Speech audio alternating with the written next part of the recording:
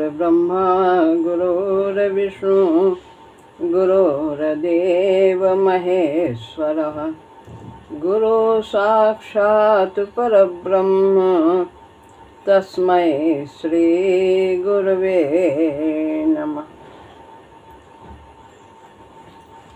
श्रीमद् भगवद गीता अध्याय 2 श्लोक है 59वां।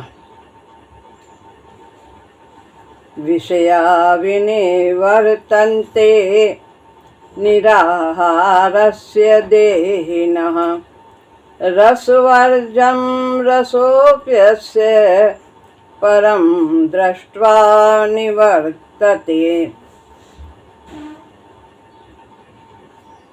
पिछले श्लोक में भगवान ने संयमवादियों का तरीका बताया कि वे किस प्रकार से अपनी इंद्रियों का संयम करते हैं विवेक के द्वारा, लेकिन उसमें कभी कभी इंद्रियां असंयमित हो जाती हैं।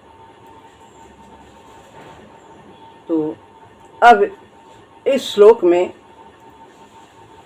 भगवान भक्ति योग की साधना के अनुसार बताते हैं कि साधक किस प्रकार से संयम करता है। उसका संयम होता चला जाता है स्वतः ही प्रभु की कृपा से। अर्थ है निराहार अर्थात विषय का सेवन न करने वाले देहधारी मनुष्य के लिए विषय भली प्रकार से हट जाते हैं, परंतु रस नहीं जाता। रस कैसे जाता है? परमेश्वर का दर्शन हो जाने पर रस की भी निवृत्ति हो जाती। जब तक अंदर उस विषय के प्रति आकर्षण रहेगा, रस रहेगा, तब तक पूर्ण रूप से संयम नहीं हो पाएगा। आहार बताते हैं गुरुदेव भगवान। एक तो होता है हम शरीर को पुष्ट रखने के लिए आहार ग्रहण करते, अन्न ग्रहण करते हैं। यहाँ पर उस आहार से तात्पर्य नहीं है। यहाँ इंद्रियों का विषयों की ओर जाना, इसे रोकना, उसे आहार कहा गया है कि इंद्रियां विषयों की ओर न जाएं। ये किस प्रकार से संभव है? भक्ति मार्ग में आहार जो इंद्रियों द्वारा समेटा जाए उसे आहार कहते हैं। जैसे कि आँख है, ये इसका विषय है रूप, कान का शब्द है, जिह्वा का रस है, नाक का गंध है, त्वचा का स्पर्श है।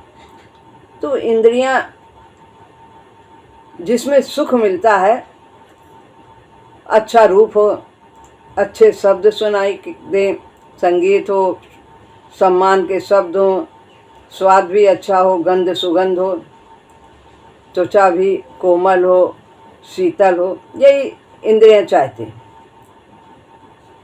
तो इन्हीं की ओर बार बार दौड़ती हैं और इनके न मिलने पर उनके अंदर द्वेष उत्पन्न हो जाता है। एक के प्रति राग रहता है, एक के प्रति द्वेष रहता है। इंद्रियों के अनुकूल यदि मिलता है तो वो सुखी होती हैं, यानी अनुकूलता से राग होता है और प्रतिकूलता से द्वेष करती हैं। ये ऐसा न हो, कुरूप न दिखाई दे, कठोर शब्द न सुनने को मिले, जिह्वा को अच्छा स्वाद मिले, खराब न मिले, ये सब विषयों की ओर इंद्रियां भागती। तो ये जब हम राग करते हैं एक से और एक से द्वेष करते हैं, यही बंधन का कारण है। जो हमें सहज प्राप्त है उसी में हमें आगे बढ़ना है। सभी प्रकार का यहाँ पर भगवान ने जो कुछ बनाया है, सुखद, जो इंद्रियों के द्वारा से सुखद प्रतीत होता है और कुछ दुखद प्रतीत होता है, उन सब की उपयोगिता है और हमारे जीवन में ये सभी आते हैं। तो हमें इन्हीं के बीच में रहते हुए आगे बढ़ना है, अपना विकास करना है। जो विषय का सेवन नहीं करता वो निराहार है। विषयों की ओर जब इंद्रियां नहीं भागती हैं कि हमें इनके अनुकूल ही चाहिए, न मिलने पर दुखी हो जाते, तो जो ऐसा नहीं करता है उसे निराहारी कहते हैं। ज्ञान मार्गी विवेक के द्वारा इनका संयम करते हैं, लेकिन भक्ति मार्ग के साधक का चित्रण इस श्लोक में किया गया है कि उनकी इंद्रियां किस प्रकार से संयमित रहती हैं और प्रभु की ओर साधक को ले जाती हैं। जैसे ऊपर के श्लोक में कहा है कि इंद्रियों को विषयों से समेट लेने से व्यक्ति आहार से बच सकता है। कछुए का उदाहरण दिया कि कछुआ अपने अंगों को अपनी पीठ के अंदर सब समेट लेता है यदि वो शिकारी को देखता है, लेकिन एक अंग भी यदि बाहर हो गया तो वो उसी से पकड़ा जाता है। इसी तरह से एक इंद्रिय भी यदि विषय की ओर आकर्षित हो गई तो साधक का संयम टूट जाता है, वो उसी से बंधन में बन जाता है। उसे बार बार बहुत अच्छा स्वाद चाहिए, संगीत सुनने का उसको बार बार मन करता है, अच्छे स्वर सुनाई दे, तो एक इंद्रिय ही बंधन के लिए पर्याप्त हो जाती है। जैसे खीर में मल की एक छींट ही सारे खीर को बर्बाद कर देती है, ऐसे एक इंद्रिय भी असंयमित हुई तो साधक की साधना ढेर हो जाती है। ऐसे निराहारी व्यक्ति से विषय लौट पड़ते हैं। जो विवेक के द्वारा संयम करता है वो बार बार विषयों से बचता है और बार बार उनकी पकड़ में आता है। चूहे बिल्ली की दौड़ इस तरह से चलती रहती। ज्यों ज्यों उसका अभ्यास बढ़ता है उनकी पकड़ कम होती जाती है। वो इसका अभ्यास करता है तो विषय उनको अपनी ओर आकर्षित धीरे धीरे नहीं करते हैं, कम होने लगता है। जितना हम विषयों का सेवन करते हैं उतना ही उनका आकर्षण हमारे लिए बढ़ता चला जाता है। ये सोचो कि खा लेंगे, एक बार सुन लेंगे ऐसा तो तृप्त हो जाएंगे, नहीं। जैसे अग्नि में घी डालते हैं तो अग्नि और तेज हो जाती है, प्रज्वलित होती है। इसी तरह से जितना हम विषयों का सेवन करते हैं उनके प्रति उतना आकर्षण हमारा बढ़ता चला जाता है। जंगल में रहने वाले व्यक्ति को विषय क्यों परेशान करेंगे, वहाँ कुछ है ही नहीं तो वो क्या जाने। लेकिन जो समाज में रहता है वो तरह तरह की चीज़ों को देख करके आकर्षित होता है, उसके अंदर कामना जगती है। और जंगल में जब है ही नहीं कुछ, वहाँ पर साधन नहीं है, खाने का अच्छे अच्छे पकवान नहीं है, कुछ इंद्रियों को उस प्रकार का कोई विषयों के प्रति आकर्षण नहीं मिलता, तो वहाँ पे ये सोच ले कि हम तो निराहारी हो गए, तो ऐसी बात नहीं। जब हमारा विषयों से संपर्क रहे और फिर भी हम उनकी ओर आकर्षित न हों, वही वास्तव में संयम है। भोजन किया लेकिन बहुत अच्छा है, बहुत अच्छा है, कितना सुंदर खाया, कितना सुंदर खाया, फिर खाएं, फिर खाएं, तो ये आकर्षण जो मिला प्रभु प्रसाद से, धन्यवाद दिया और उसे स्वीकार किया। ये नहीं कि हमें सब उसको एक साथ शान करके हमें भोजन को ग्रहण करना है, उसे आस्वाद कर लेना, ऐसा नहीं करना। प्रभु का प्रसाद है, प्रभु का भोग लगा रहे, खाइए प्रेम से, प्रभु ने दिया है, भगवान इसके अंदर विराजमान है, सुंदर सुंदर भोजन स्वादिष्ट खा रहे। वो कहते हैं जंगल में रहने वाले व्यक्ति को विषय क्यों परेशान करेंगे। कहते हमारे पास, हमें तो हवाई जहाज बैठने का हमें शौक ही नहीं है,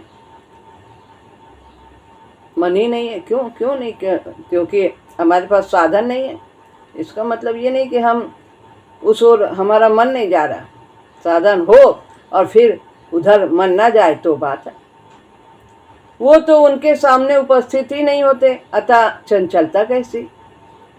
इस प्रकार निराहार रहने से विषय तो नहीं पकड़ते, परंतु विषयों का रस नहीं जाता। जब भी विषय का संपर्क होगा फिर वो साधक उसकी ओर चला जाता। अनेक उदाहरण है ज्ञान मार्ग के। अनेक ऋषि मुनि अपने रास्ते से भटक गए जो ज्ञान मार्ग है, क्योंकि उनके अंदर रस है। जब तक वो रस नहीं समाप्त होगा, वो आकर्षण नहीं समाप्त होगा, तब तक वो विषयों की पकड़ से नहीं बच सकते पूर्ण रूपेण से। जो रस स्वाद लगने के कारण होता है वही पकड़ का कारण हो जाता है। वो मन ही मन में सोच रहे हैं कि इतना अच्छा खाया था, कितना अच्छा बड़ाई हो रही थी, कितना अच्छा। अभी है नहीं वो परिस्थिति, वो साधन नहीं है, वस्तु नहीं, लेकिन चिंतन ही उनको बांध देता, क्योंकि अंदर रस भरा है, आसक्ति है। जहां फिर विषय का संयोग हुआ व्यक्ति पकड़ा जाता है कि यदि जब तक नहीं है कोई बात नहीं, हम बड़े अच्छे हैं, हम तो निराहारी हैं, संयमी, लेकिन सामने यदि आ जाता है वो विषय इंद्रियों के लिए, तो इंद्रियां उधर चल पड़ती। फिर विषय का संयोग हुआ, व्यक्ति पकड़ा जाता है, तभी तो पतन होता है। जैसे बारूद को आंच न लगे तो वो आग नहीं पकड़ता है। बारूद रखिए, खतरा बना, लेकिन जहां अग्नि का संपर्क हुआ विस्फोट हो जाता है। जैसे बारूद को आंच न लगे तो वो आग नहीं पकड़ता। विषय अलग है, इंद्रियां अलग है, लेकिन जब इंद्रियां और विषयों का संयोग हो जाता है, अच्छा भोजन सामने आ जाता है, स्त्री आ जाती है सामने, तो भावना आ जाती है। तो सामने विषय के सामने पड़ने पर इंद्रियां मचल उठती, परंतु जो ही आंच लगी विस्फोट होता है। ठीक यही स्थिति होती है। भीतर बारूद भरा रहता है, जब विषय की आंच मिली व्यक्ति का संयम टूट जाता है। जो भक्ति मार्ग के हैं वे नहीं फिसलते। क्यों? क्योंकि उनको प्रभु थामे रहते हैं, वो प्रभु की शरण होते हैं। अतः इस रास्ते पर चलने वाले को, कौन से रास्ते पर? ज्ञान मार्ग के रास्ते। अतः इस रास्ते पर चलने वाले को खूब होशियारी से विषयों का सेवन से बचकर बच चलना होगा। कैसा? इसीलिए वो जंगल चले जाते हैं, आश्रम चले जाते हैं, जहाँ ना स्त्री रहेगी, ना पैसा रहेगा, ना घर मकान, कुछ भी नहीं रहेगा, अपने झोपड़ी में ही रहेंगे। लेकिन वहाँ भी यदि अंदर रस है तो किसी को भी उस परिस्थिति में देखकर उनका मन उस ओर लग जाता है। वास्तव में संस्कार बड़े बली होते हैं। जब तक भीतर भोग का संस्कार है तब तक खतरा है।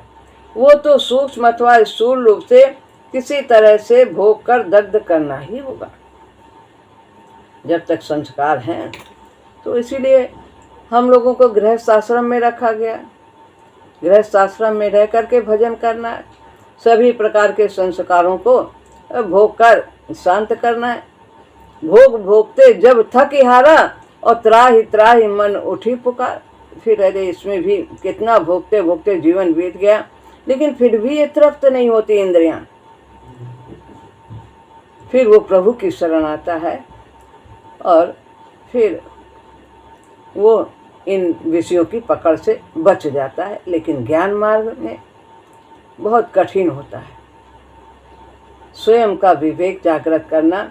संस्कार यदि बली होते हैं तो विवेक ढेर हो जाता है।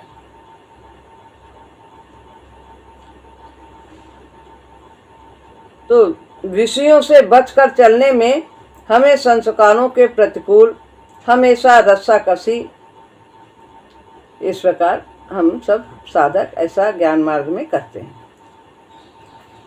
बुद्धि का विवेक भी संस्कारों के बल के सामने ढेर हो जाता है। जैसा कि कहा है, विवेक अभी उतना जागृत नहीं, संस्कार बली है, तो वो विवेक ढेर हो जाता है और व्यक्ति पतन कर बैठता है। बड़े बड़े विद्वान अंधे हो जाते हैं इस आरोह के रास्ते पर। आरोह का रास्ता यानी ज्ञान मार्ग का रास्ता।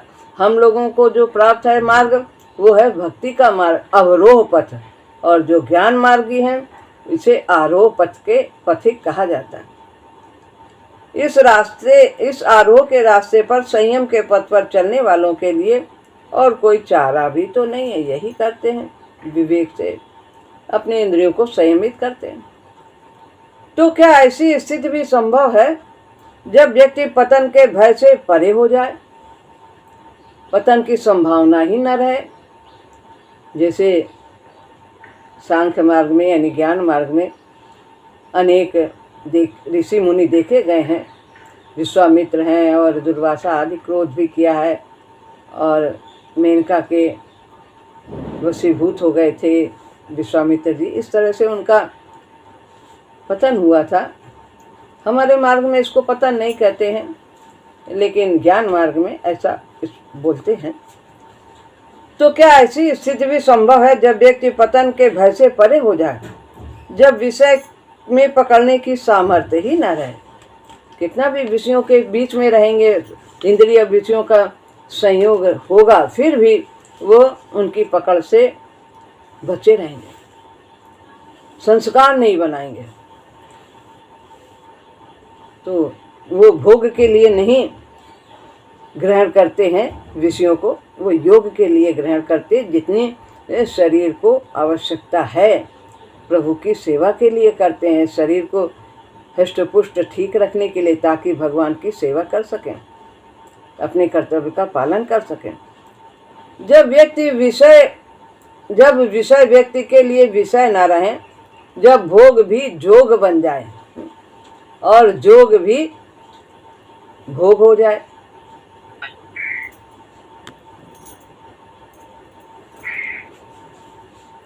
भगवान कहते हैं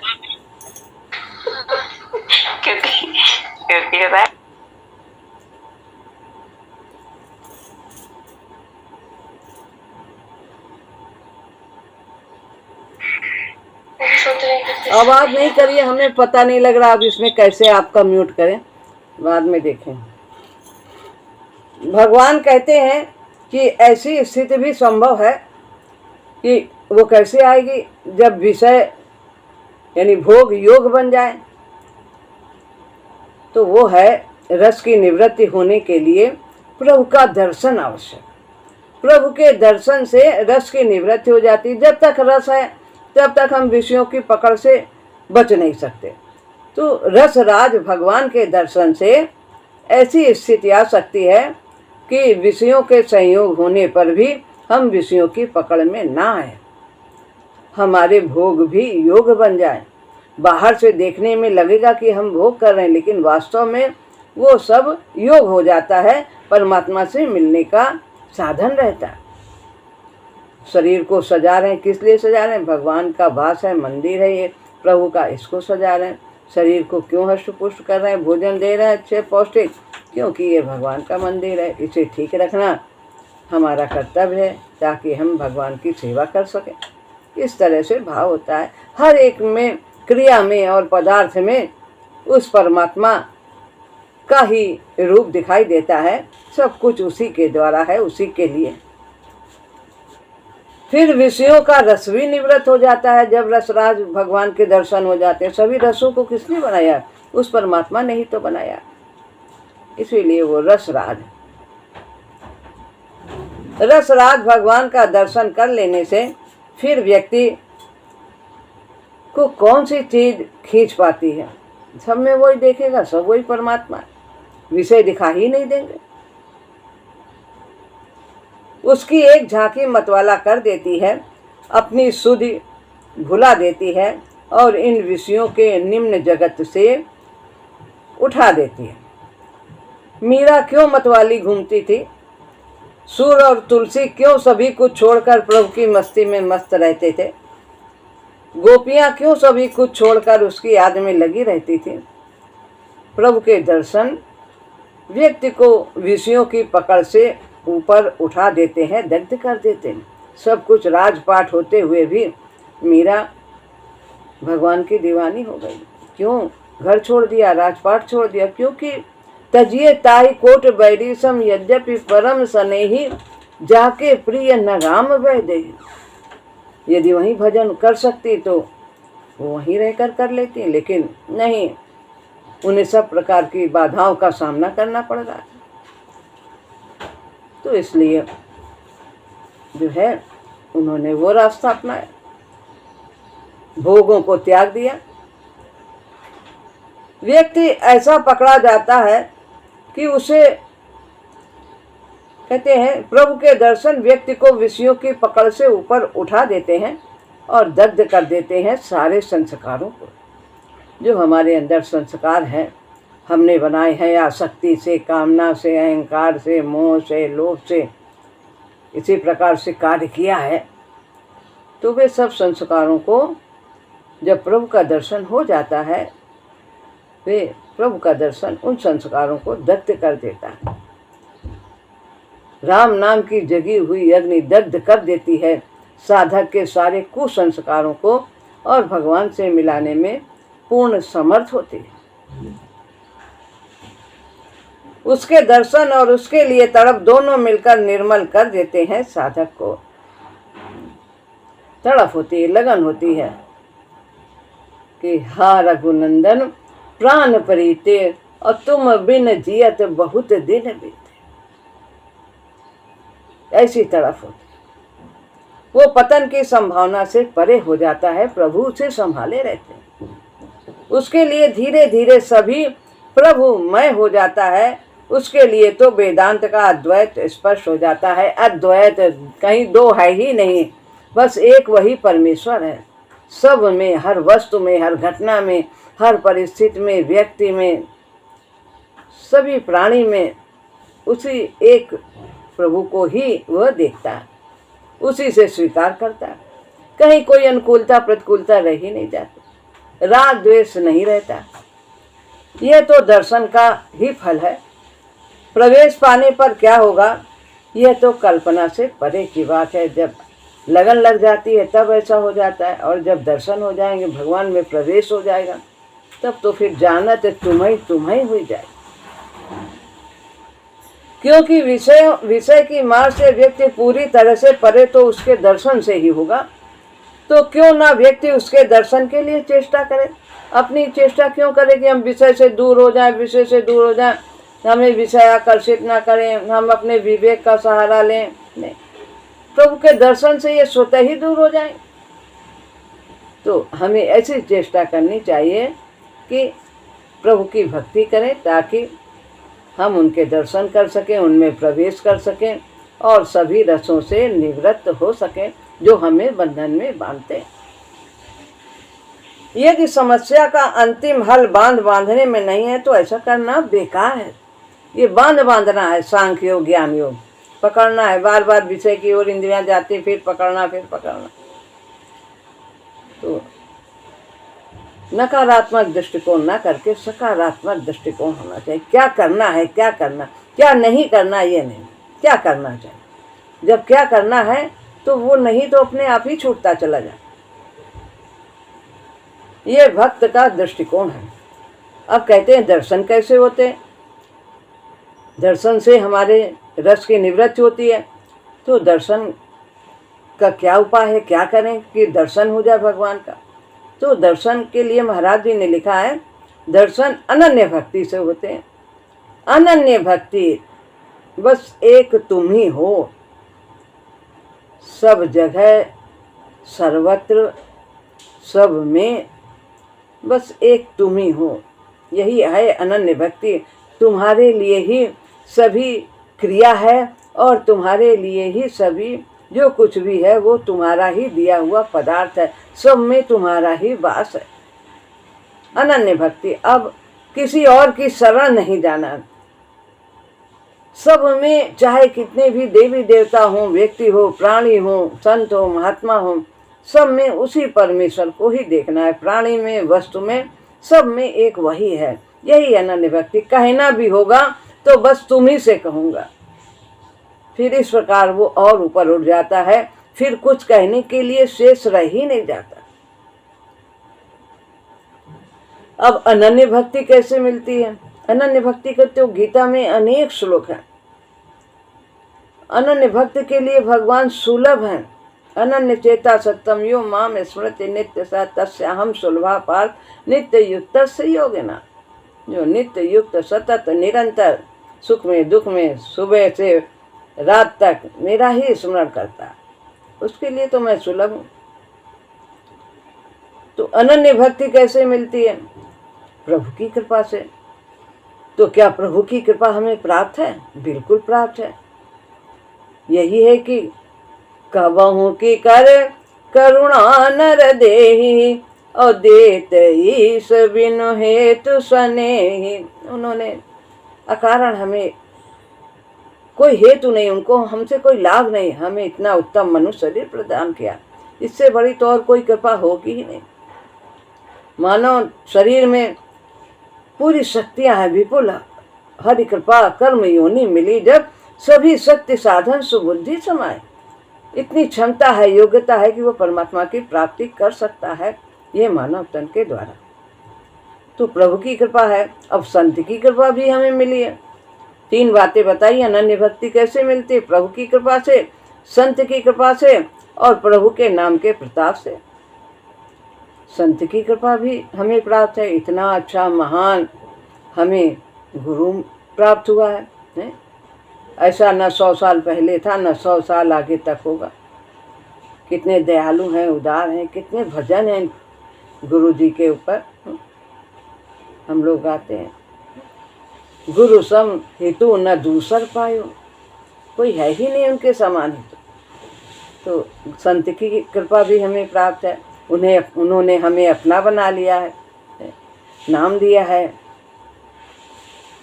और फिर इसके बाद नाम के प्रताप से प्रभु के नाम का सुमिरन करना है, निरंतर जाप करना है। बस ये 3 बातें हैं, जिसमें 2 तो हमें प्राप्त ही है सौभाग्य से, और तीसरी को हमें स्वतः करना, अपनी कृपा करनी है, जाप करना है। तो क्यों ना व्यक्ति अपनी शक्ति इस ओर लगाए। वो विषयों से बचने में जो लगाता आया है, ये इतना सुंदर सरल साधन है भक्ति मार्ग का, इसी में अपनी शक्ति को लगाना चाहिए। ऐसा सोचने पर समता जीवन का लक्ष्य नहीं रह जाती कि हमें समता आए, समता आए। नहीं, हमें तो प्रभु प्राप्ति ही जीवन का लक्ष्य बन जाती है। जब प्रभु प्राप्ति लक्ष्य, तो समता तो स्वतः ही आ जाएगी। लक्ष्य तो प्रभु प्राप्ति ही होना चाहिए।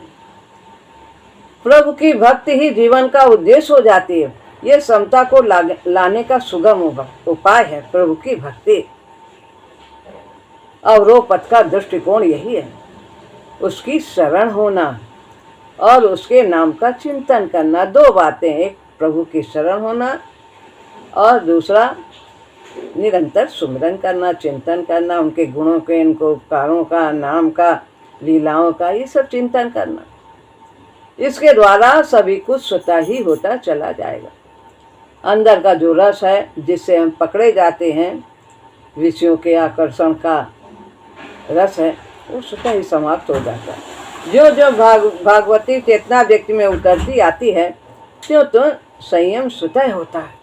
जब हम ऐसा करेंगे, नाम जप करेंगे, प्रभु की शरण रहेंगे, तो इंद्रियां स्वतः ही प्रभुमुखी होती चली जाती है। नाम संयम का सुगम साधन है, स्वतः ही संयम होता चला जाता है। जो जो नाम जपते हैं, भगवान की चेतना हम में प्रवेश करती है और वो हमें संयमित करती चली जाती है।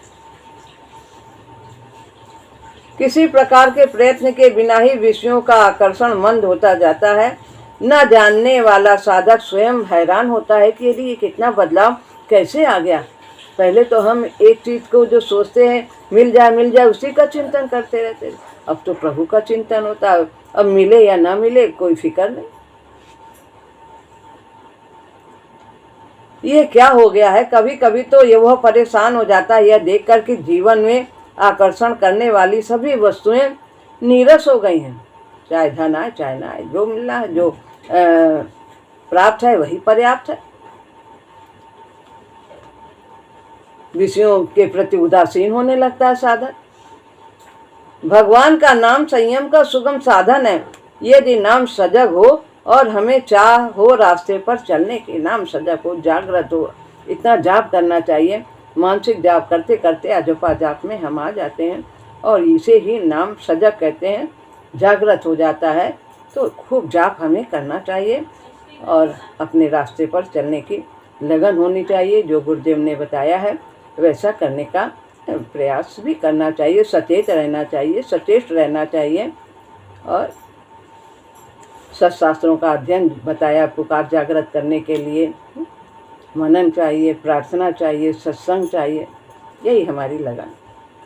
संत कृपा से नाम जगता है, प्रभु कृपा से ही रास्ता चला जाता है, आगे बढ़ते चले जाते हैं। संत की कृपा हमें प्राप्त है। गुरुदेव ने अपनी शक्ति हमारे सिर पर रखी है, अपनी वरद हस्त उनका हमारे सिर पर है, सदा बना रहता है और उन्हीं की शक्ति से हम आगे बढ़ते हैं। तो प्रभु कृपा से ही रास्ता चला जाता है, विषयों की से नितांत निवृत्त होती जाती है। तब व्यक्ति सुख भोगता हुआ भी नए संस्कार का निर्माण नहीं करता है। जैसे सुदामा को भगवान ने सब कुछ दे दिया था और फिर भी वो बंधन में नहीं बंधे। सब कुछ होते हुए भी, एक पहले की अवस्था गरीबी की थी, लेकिन बाद में सब कुछ प्रदान करते हुए भी वे उसमें आसक्त नहीं हुए। संस्कार का निर्माण नहीं करता, पकड़ा नहीं जाता। न जानने वाले उसे भोगी कहते, देखने में ऐसे ठाट से रह रहा है, ऐसा भोजन कर रहा है, कैसा कर रहा है, लेकिन वो उनके प्रति उदासीन रहता है।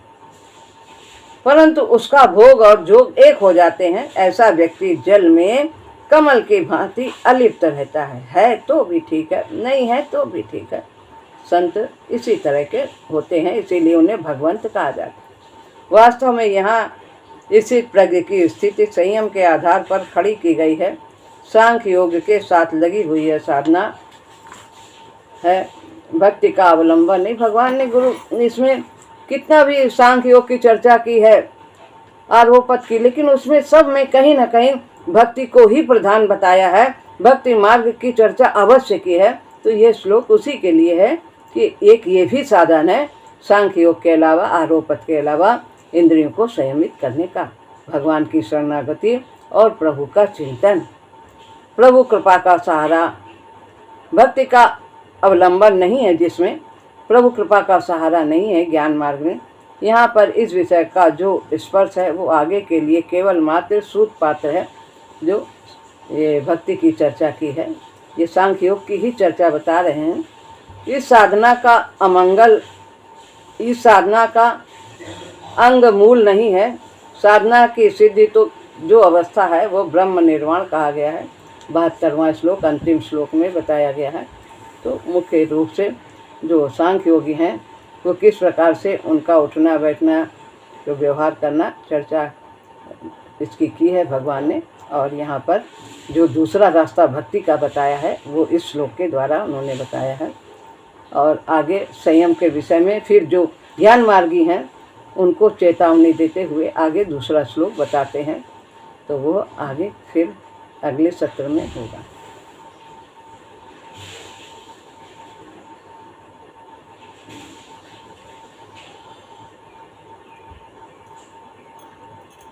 अरे ये तो खत्म हो गया।